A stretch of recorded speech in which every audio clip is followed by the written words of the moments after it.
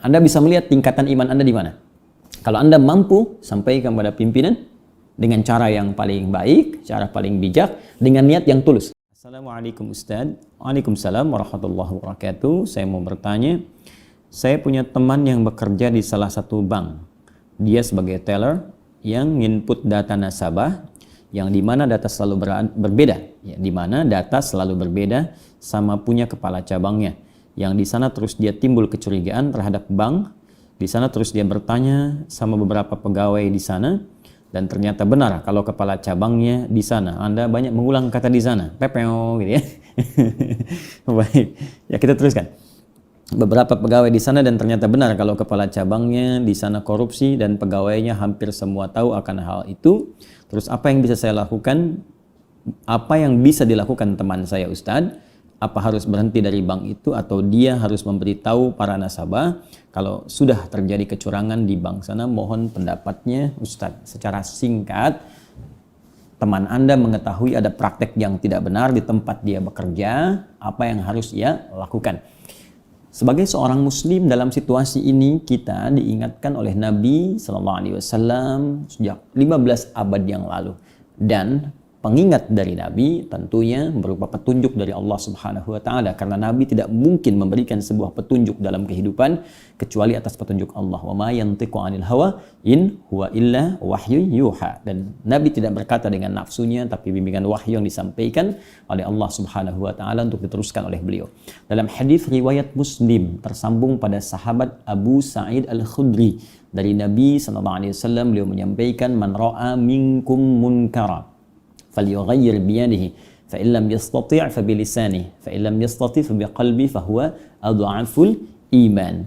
Baik, Nabi menyampaikan siapapun yang menyaksikan satu kemungkaran, ya, mungkar.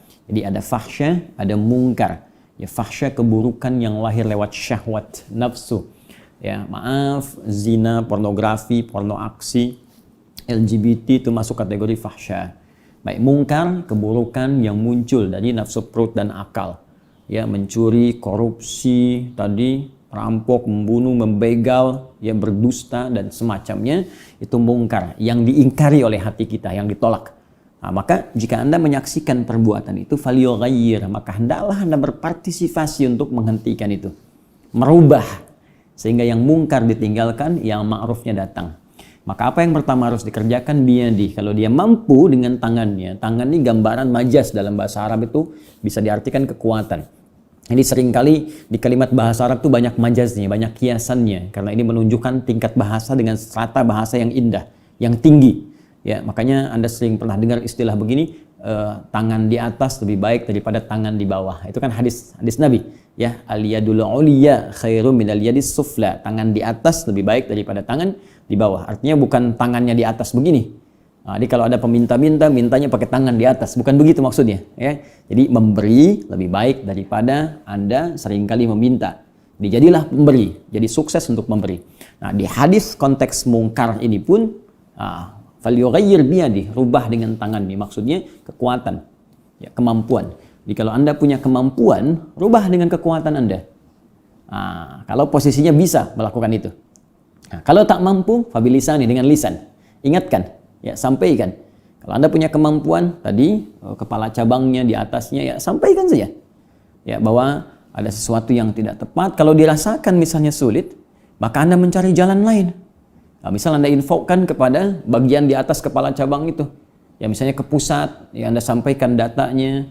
Ya, Anda misalnya samarkan, diteruskan ke pusat, berikan data-datanya untuk dievaluasi, untuk ada misalnya ya supervisor dari pusat untuk mengaudit kembali, diaudit, dicek, dilihat apakah ada kejanggalan-kejanggalan atau tidak, dan Anda berpartisipasi sih dalam kebaikan. Karena kalau di tempat Anda bekerja ini, misal kemudian tersebar berita yang tidak baik dan menyebar di masyarakat dan diketahui perilaku itu, bukan sekedar pimpinan cabangnya juga yang akan mendapatkan persoalan, tapi semua bagian-bagian di situ pun akan terkena bagiannya.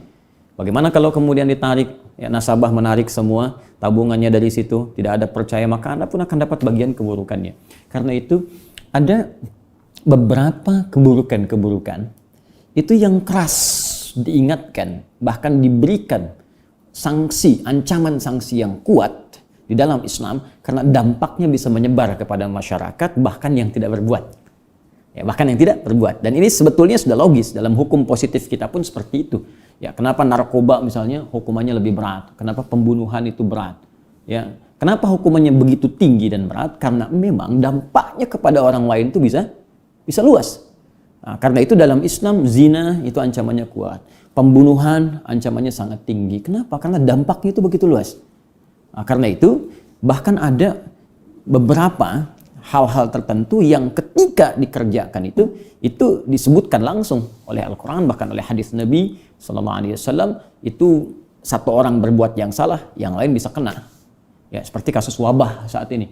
Jadi kalau Anda kembali lagi kepada diagram yang pernah saya ajarkan di pertemuan lalu, saya tuliskan info nabinya, sebab wabahnya, sampai penanganannya, sampai tindakan medis, sampai juga macam-macamnya. Ini jelas semua. Apa di antara penyebab wabah itu? Salah satunya ada yang terkait dengan perbuatan-perbuatan buruk yang dilarang. Bahkan di hadis-hadis Nabi banyak. Kata Nabi kalau sudah fahisyah, perbuatan buruk, ya fahisyah itu kayak zina, gitu kan? Itu sangat dianggap mudah sampai di mana-mana orang melakukannya, itu potensi wabah terjadi. Yang zina 1-2 orang, yang kena penyakitnya bisa menular. Ya. Kemudian makan makanan salah konsumsi, makanan yang diharamkan, makanan yang kotor, yang nggak boleh, yang makan 1 orang. Tapi mutasi virusnya itu bisa menyebar. Ya, kalau dengue misalnya, demam berdarah itu dari nyamuk.